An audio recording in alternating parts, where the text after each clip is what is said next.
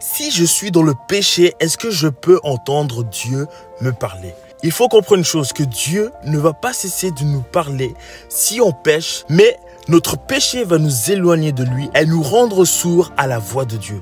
Le Saint-Esprit en nous ne va pas partir quand nous péchons. Au contraire, il va nous convaincre de notre péché. C'est justement quand nous péchons que nous avons besoin d'entendre la voix du Saint-Esprit nous parler à travers notre conscience pour que nous puissions traiter notre péché. Mais il ne faut pas confondre la conviction du péché à la condamnation du péché. La conviction du péché a pour but de nous faire avancer dans notre relation avec Dieu et c'est la voix douce, plus d'amour, de compassion qui nous dit « Relève-toi, je t'ai pardonné, ne pêche plus, je t'aime et mon fils et ma fille. » Alors que la condamnation aura plutôt tendance à produire la culpabilité, l'isolement et à toquer notre identité en disant par exemple « Tu n'es qu'un vulgaire pécheur, regarde, tu fais ce péché 1000 fois. Est-ce que tu es vraiment sauvé? Tu es sale devant Dieu. Est-ce que vraiment il y a quelque chose qui va pas bien avec toi? » L'un produit de l'espérance et la foi, l'autre la condamnation et le découragement. La condamnation vient du diable, dont la Bible l'appelle l'accusateur des frères et sœurs. C'est pourquoi il est écrit en Romains 8:1, il n'y a pas de condamnation en Jésus-Christ. Cela ne veut pas dire que le Saint-Esprit va fermer les yeux sur vos péchés. Plutôt, il va faire en sorte que vous soyez dégoûtés du péché et qu'il ne vous puissiez pas en jouir car il est saint. Je termine par ce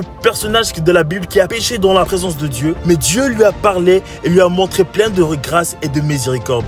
Ce personnage est Adam. Mais Dieu, il savait ce que Adam avait fait. Mais pourtant, ça ne lui a pas empêché d'aller vers Adam et de lui parler et de lui couvrir sa nudité. Aujourd'hui, que l'esprit de condamnation qui te pousse dans la culpabilité soit brisé dans le nom puissant de Jésus-Christ. Et que tu puisses revenir à Dieu afin de laisser Dieu te couvrir de son amour et de sa bienveillance avec toi, comme il l'a fait avec Adam en couvrant sa nudité. Si cela t'a béni, tape Amen dans les commentaires. Sois béni et passe une bonne journée.